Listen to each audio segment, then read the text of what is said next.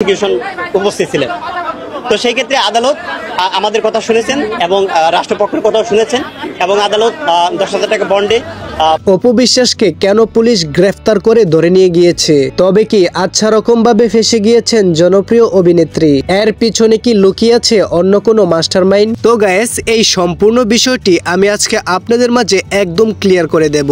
কিন্তু আপনি যদি ভিডিওটি স্কিপ করে দেখেন তাহলে এই ঘটনার আগামাতা কোনো কিছুই বুঝতে পারবেন না। এর জন্য আমাদের কর্তৃপক্ষ কোনোভাবেই দায়ী থাকবে না। অনুরোধ রইল পুরো ভিডিওটি কন্টিনিউ করার জন্য। তো গাইস, আপনাদের কি মনে আছে সেই জুলাই হত্যাকাণ্ডের কথা, যেখানে আমাদের এই সোনার বাংলার বুকে হাজার হাজার মায়ের বুক খালি করে দিয়েছিল তাদের সন্তানদেরকে হত্যা করে? বৈষম্য বিরোধী ছাত্র আন্দোলনের সময় এনামুল হত্যা চেষ্টার অভিযোগে আসামি দায়ের করা হয় অপু বিশ্বাসকে।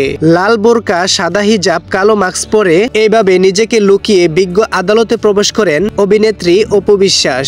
আদালতে প্রবেশ করার পর পিছনের সারিতে বসেছিলেন অপু বিশ্বাস। তখনই অনেকে জানে না তাদের মাঝে বসে আছে নায়িকা অপু বিশ্বাস। মামলা শুনানির জন্য যখন অপু বিশ্বাসের নাম ধরে ডেকেছিলেন তখনই অপুর উপস্থিতি সকলেই টের পায় এবং কি কাঠগড়ায় দাঁড়িয়ে বিজ্ঞ আদালতের সামনে আত্মসমর্পণ করেন অভিনেত্রী। কিছু মানুষ আবার অপু বিশ্বাসকে আওয়ামী লীগের দালাল বলে স্লোগান দেয়। এখন আপনাদের মাঝে কিছু না জানা ব্যক্তি বলবেন যে রাজনীতির সাথে অপু বিশ্বাসের কিসের সম্পর্ক এবং সে আওয়ামী লীগের দালাল হতে যাবে কেন? অপুর কোন জিনিসটা মিন করে আওয়ামী লীগের দালাল বলা হয়েছে সেটাই আপনাদেরকে একটু দেখাই।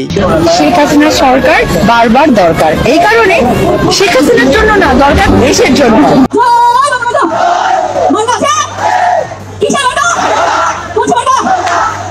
কত সুন্দরভাবে স্টেজে উঠে অপু বিশ্বাস জয় বাংলা জয় বঙ্গবন্ধুর স্লোগান দিচ্ছে।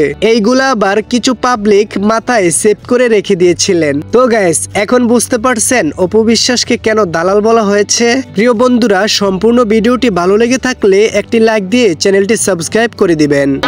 আমি একটা কথা বলতে চাই, এখানে বিজ্ঞ আইনজীবীরা আছে, ওনারা আমার থেকে আইনে বেশি যত্নশীল। আপনারা আমার আইনজীবীর সাথে কথা বলে নিন। ধন্যবাদ।